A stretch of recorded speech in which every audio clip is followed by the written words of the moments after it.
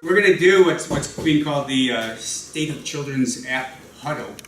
And we have members on our panel, but really this is a huddle of everybody here. But I'm going to just hit us with a couple big topics that we could talk about briefly, and then I really want us to flip it, so that basically you guys are going to be the panel and we can ask the questions. So we can start, if you're, Dan, if your mic is live, what have you seen that you would say was magic? First thing that comes to mind is Monument Valley. Yeah, like I knew the second I saw that in the store, like I gotta have that. So, and it was very magic. I'm Pierre, so as you may, I'm coming from France, and I'm the maker of some educational apps. And so the magic I have seen is that there is some. I have no special apps in my mind, but I see a lot of innovation and a lot of new apps are coming. And I saw something 2 weeks ago, and it was students, from a design school in Paris, and there was so much idea, coming from this guy. It was amazing. Everyone doing some new stuff that are not on the store, but this guy was doing some things really nice.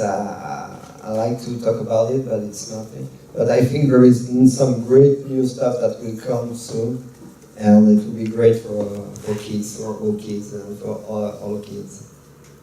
Great. Hi, I'm Caroline Huflexer, co-founder of Duck Duck Moose, and we've made about 20 apps for kids over the last 5 years.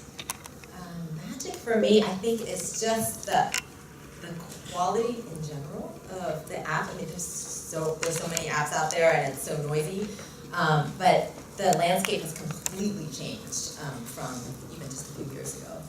And I think one moment of magic for me was when I went back to my high school, and I saw that there were kids there that had been coding for 4 years, and that had their apps on the App Store, and so we hired one of them, pre-college, but it's just like, we never had that growing up, and so I'm excited for the next generation, excited for what they can create.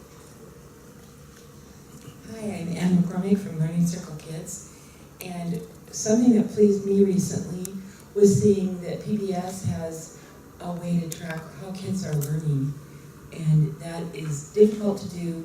I totally believe in play and all the fun things we do, but I'm aware that millions of kids never learn to read. So I'm happy that there's a way that's coming along to track across apps how the kids are improving in reading. And other things, I'm sure. Hi, I'm Mark Schlichting from Noodleworks Interactive. And I agree with Daniel that Monument Valley was one of the ones for me that I just went, we've got to have that myself. And then I started thinking about, well, how would I make that, if I was going to make it for kids, how would I change that? Right. And which is always good. I think if there's enough magic there, it stimulates you. And I know that for us, Barbara and I, we also do consulting as well as publishing, and we've had clients this year that are focusing on using external devices that then work with along with your iPad or with a Galaxy machine or something. And we at AppFest yesterday, one of the ones that's up and coming that we were excited about showed up there, which is Osmo. I don't know if anybody's seen it, but it's just really, okay, immediately the kids they know what to do, they know how to move it, and they call it tangible play or tangible play, because they're actually manipulating shapes around, or they're drawing, you draw on a piece of paper, and then the ball's falling down, or just see the paper that you drew on, and then they move depending on how you move it. So it's doing edge recognition pieces that I've seen coming. Yeah, Barry O'Neill from StoryToys. I think it's actually magic to be here this year. It was a tough year for a lot of people in the room, including myself. I'll talk about that tomorrow. In terms of apps this year, Monument Valley, really beautiful one. One of my favorite ones of the year so far was to meet Oleg from Bubble. You know, at the meeting yesterday. If you haven't seen the Bubble apps, you need to check them out. I downloaded them before I met him, And earlier in the year, EUBL. I can put the ad up that they're talking about. And I just said, oh, this is incredible. This is where you've actually captured synesthesia on a device and can interpret it properly for users. It's quite amazing. So that's a good piece of magic. I've seen some pretty magic hardware as well this year, but unfortunately I'm under NDA. So I can't talk about that. But I think there's still a lot of magic in this industry. And yeah, let's try to create some more here this weekend. My name's Gregg. I co-founded a company called JibJab with my brother 15 years ago this October. So we've been doing digital entertainment for a very long time. And 2012 we started a company called Storybots, which are primarily personalized apps and books and videos and games. And in terms of magic, I was going to name the drawing app. I saw that at a conference and it just blew my mind. Awesome. Yeah, it was amazing. And then also Caroline's point, like my son is 8 and there's a little school called UCode. And so 8-year-olds are coding in Scratch and he's learning HTML and he came home the other day and he said, yeah, he plays Minecraft. It's unbelievable. And now he's creating his own narrative videos and posting them on his page and taunting me about how low my YouTube subscriber count is. It's so great. So it's a brave new world. It's really fun to watch and be around it. Oh, and I know Apple's in the room, but we We could have them leave. No.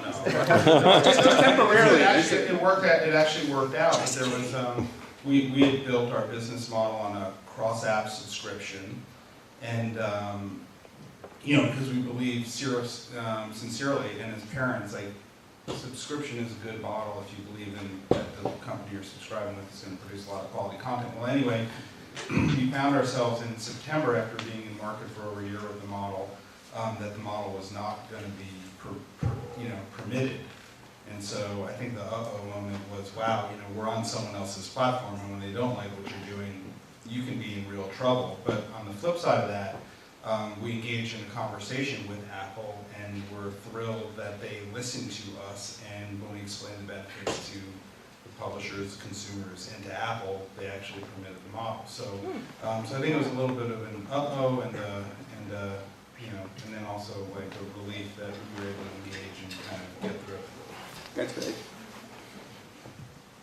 Plenty of those. Yeah, plenty of uh-oh moments, plenty of aha moments. I think one of the aha moments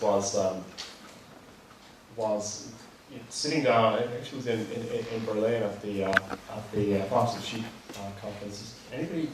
Yeah, there were a couple of people at that. I was actually realizing that as a community of developers, we're actually all sharing the same problems that I can lose sleep over, which is interesting to see. And those things like not being able to identify lifetime value properly of an end user, issues around COPA, around advertising, around cross-application, all sorts of issues like that. And I suppose the aha moment was, well, you know what? Everybody's in the same boat here, so we just need to focus on making great apps and hope that the market develops sufficiently in terms of size that we can still manage to build a business on an app-by-app basis. For me, the ahas are often moments with kids when all of a sudden you're trying something out and you don't know what's going to work with them, and then all of a sudden they just take off. And we were testing a piece of a puzzle app this last year, and I hadn't had the people who built it hadn't really tested it that much, and I wanted to try it out. And one of my grandsons was nearby; he was 3.5 or something, and I thought, okay, let's put him on it. And he starts going and putting the pieces on, and then he built something, and then he went on to the next one, and he's building something, and he's just like, shoot! He just went into it, and I thought, oh, boy, I've built puzzles before, and I've watched kids play, but this one, the timing was working for this, and we tweaked it from that. And after the third puzzle, he stops and he turns to me and he goes, well, what are we going to build now?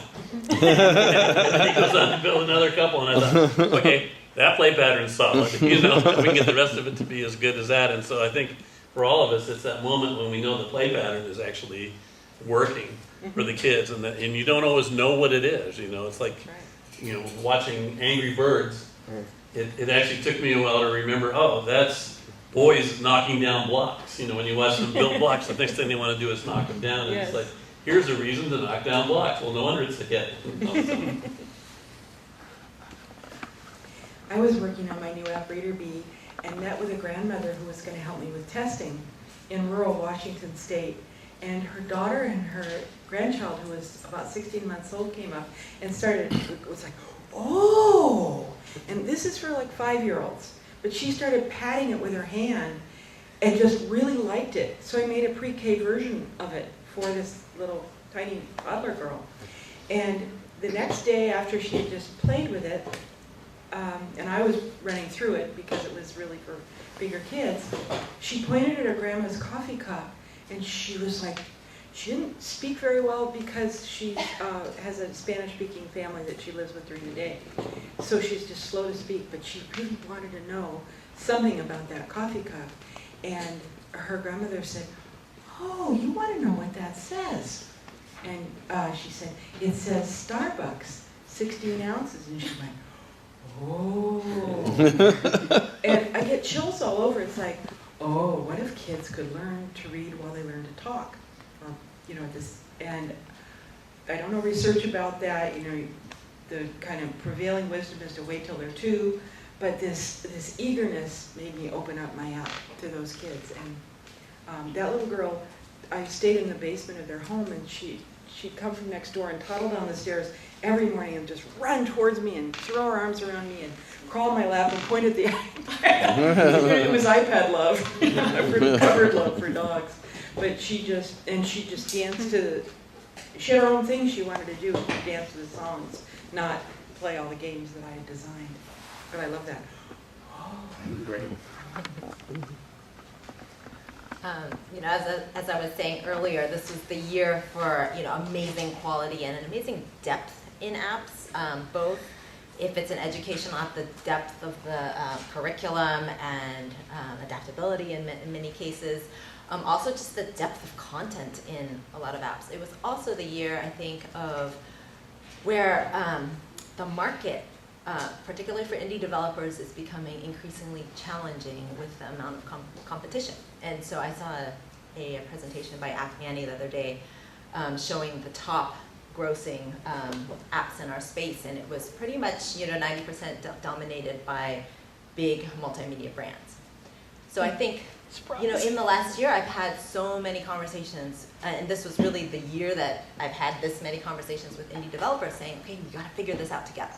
We've got to figure out how we can make this into a sustainable business. I'm not sure if it's sustainable for big companies either, but it's really challenging for the indies, and it's becoming more of a hits-driven business from my perspective, in that, as you know, before, if you had the quality and the depth in your applications, you could stay visible for a while. Now it's becoming tougher and tougher. So I guess I pose it to all of us. Let's try to figure it out together, and you know, it'll be to the benefit of the kids to have the best quality apps out there, and it'll be to the benefit of all of us who, you know, want to continue doing all of this. For me, I think the haha moment was when Tim Cook spoke about the numbers of iPads in schools. I don't remember the name, but the number, but it was a lot. You know, it was millions of iPads that were sold to schools, and it was a aha moment because I said, yeah, actually there will be a market in schools, and I'm doing educational apps, so it's very important for me. And then I checked all the sales that I've done using special programs that the schools are using, and I saw, yeah, it is 30% of my sales. It's amazing.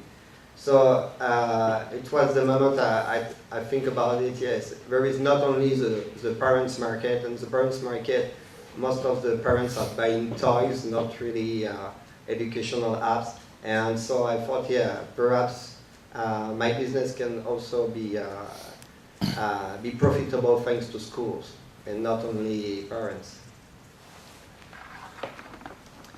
Okay, well, this year for me has been going cross-platform, and I was avoiding going Android for like years and years because I was terrified of it.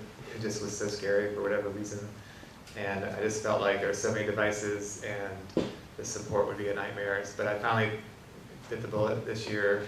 So I guess my aha moment was it wasn't so bad after all. Oh, great. I'll talk more about that later. I also had an aha moment. It wasn't really an aha moment. It was kind of a rediscovering a moment, and that was dealing some with people that are dealing a lot with kids and parents, and it was the fear of parents and the fear of teachers still that exists towards the technology, and that it's something we need to remember is there, and we need to figure out either how to support it and deal with that. My next question is actually a quick one. Everybody can answer this one quickly. And it's, what is your, how do you feel about kids? So just a simple thumbs up or thumbs down will do. No?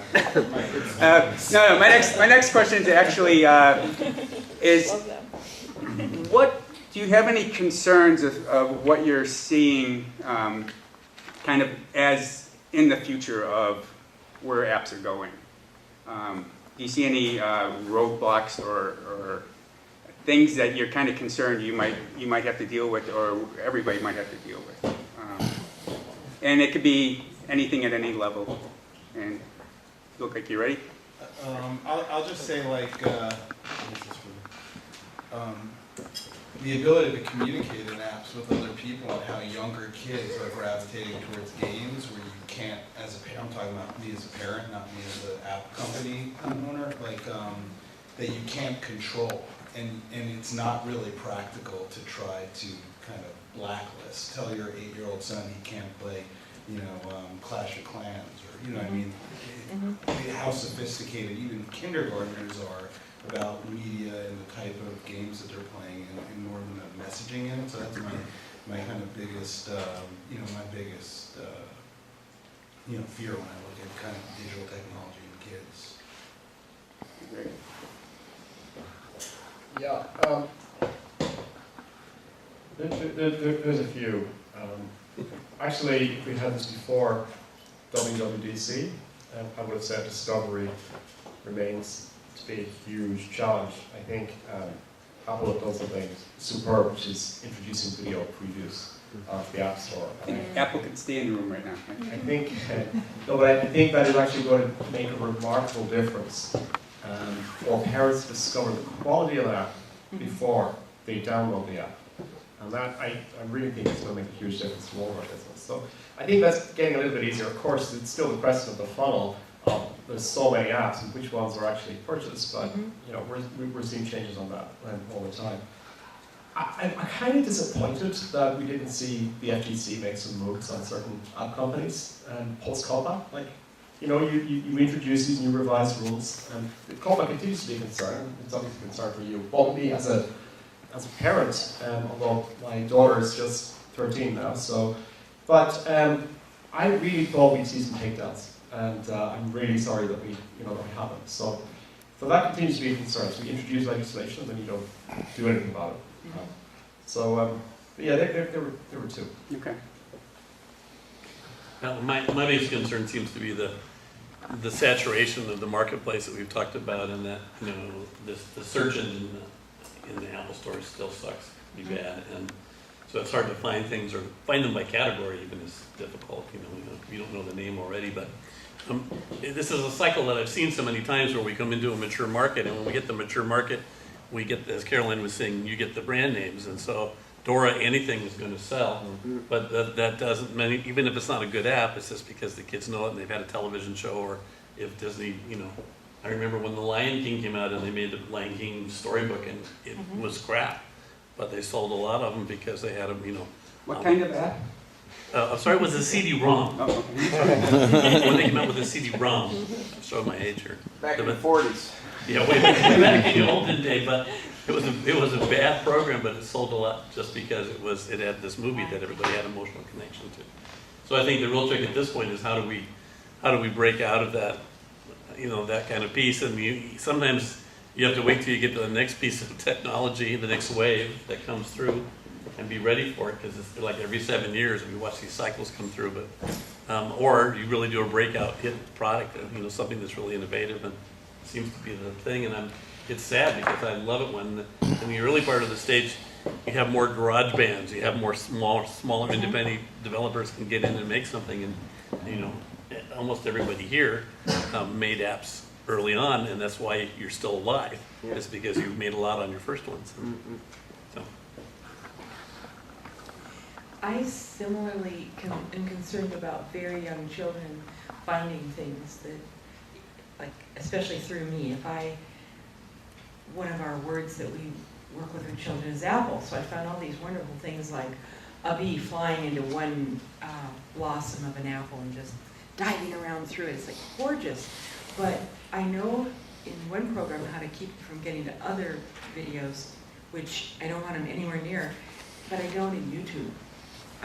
So partitioning that, I've made an iBook to go with the app to do all kinds of things off screen with play that exactly maps what they're doing on screen. And I want to recommend your apps, videos, all sorts of things that make a lot of connections in their brain that they really enjoy. So they're not just, I don't want them just in my app, but in a wider world. So keeping a safe, wider world is a real concern, because I never want to hurt a 3-year-old or anybody. I think one thing that we've been wondering about is, you know, parents say that they really care about their kids' development and their education, and they want kids to have enriching experiences. But in some of our, you know, conversations, we've realized that they have no idea what their kids are doing on the iPad. So there's a bit of a disconnect there. And, you know, they're also, you know, they say that they have screen time limits, but then you ask the kid in the next conversation and they don't at all. So parents have aspirations for what they want, but then they also have some skepticism about what the iPad can deliver for kids from a developmental standpoint. I think that, you know, in schools you see these amazing things that kids are creating and what they're doing with the technology as a tool, and teachers are getting it. Parents, I still feel like they're using it more as a babysitter and just kind of like, okay, this is your time, my time to do the dishes or take a shower or something. And so that concerns me. That really does, because it's very hard for them to sift through what is the really good content. Yeah, I was thinking exactly about the same as you. It's with parents, I've got sometimes some feedback very strange because they don't understand the education value of some tools or something. They want only some exercise sometimes, yeah, you know, just do addition or subtraction. And it's not I think the iPad is really more powerful, and sometimes you're thinking, yeah, you need, if you want to do something really innovative or really very, very innovative, it won't work because parents won't understand. I saw Dragon Box Elements recently. These guys are doing really innovative stuff with maths on the iPad, and it's difficult to understand. But it is really it teaches really something to the kids. But I think most of the parents won't understand what's behind this. So I hope they will sell a lot to schools, but I think it will be difficult for parents to sell to parents. I'll just reiterate kind of what Caroline said. I'm curious to know as we go forward, will there be room for people like me?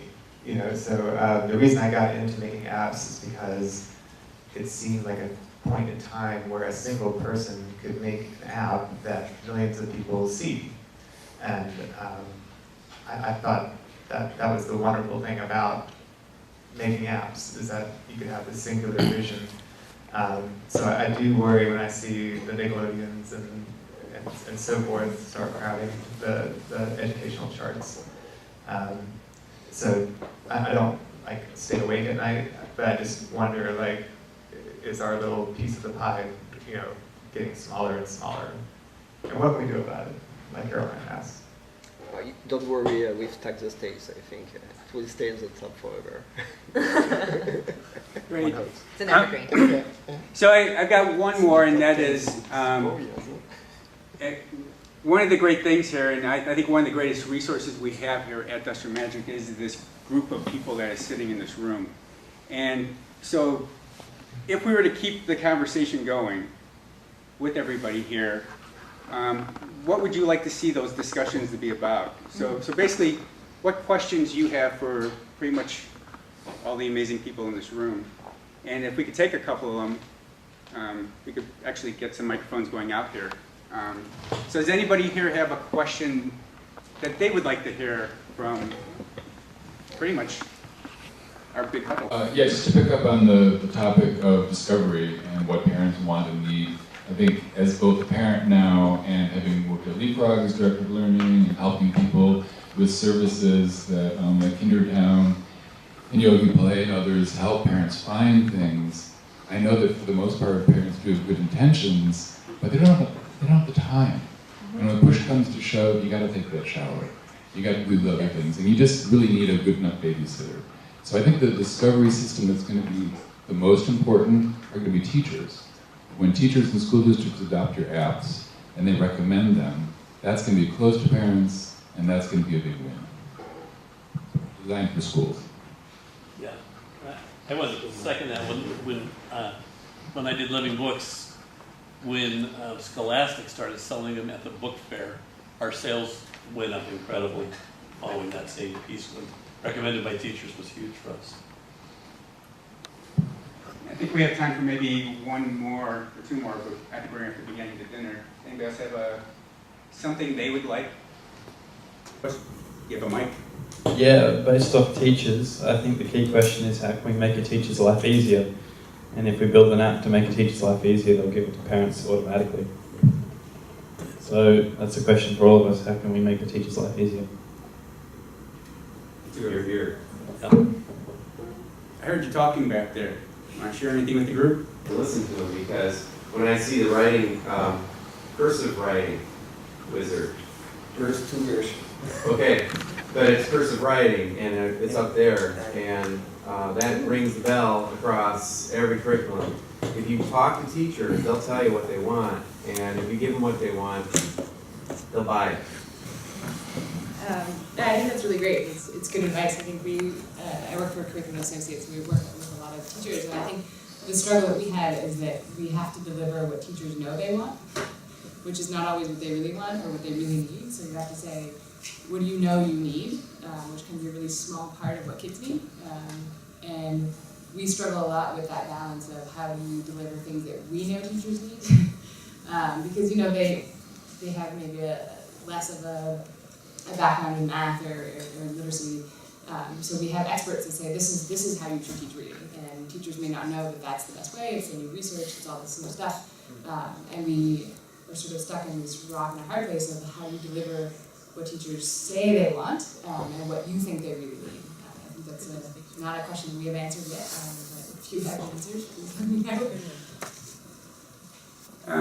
I have a question. I've been seeing a big trend towards gathering data and being able to put data into teachers' hands and parents' hands. I guess I wonder what people's viewpoints on the data, as far as what is the purpose for the data, how do you support, if we get all this data to teachers, how do we support, what do the teachers do with the data? And is it always a good thing to be tracking, and are there any dangers to it? Or just kind of sort of just open questions of when we think, and it's basically I keep hearing people use data, and I kind of wondering what's the foundation of their use for it, and I think it's So to put the two together to put in making teachers' lives easier in data. So my kindergartner is using her teachers using Class Dojo. You guys know what that is? So making teachers' lives easier with like a really simple tool, like they get green points or red points, and also which is really interesting data when you think about it. And I'm waiting to see okay, so she got 1 red and 4 green. How does that benchmark against other kids? And think about what that. That we're leaving this trail of data behind that we're actually statistically significantly a bad kid or a good kid in kindergarten. And where does that go? And who owns that data? But it's an interesting thing, and it's also really interesting model on that. You make teachers' lives easier, and then you use that tool to establish a connection with the parent, which is really interesting because every week I get that email, and every week I click on it, and every week my daughter and I talk about her class dojo performance. So it's an interesting marketing model as well. Well, these are complicated questions, and a good thing we have master's degrees and we're all smart. We'll figure it out. I mean, we're not the first people to be in this very space tackling very complicated, interesting problems related to technology. We have a whole lot more powerful tools. We've got these tablets that can do all these things, and so I think there's incredible opportunities that come with these challenges. I mean, it's data to collect, so that's the good news, and I think and I'd just like to wrap this up with thanking the panel for what you've provided so far, and also just to encourage everybody here to really take a look at everybody in this room and make sure you meet everybody in this room. Share as much as you want to share and learn as much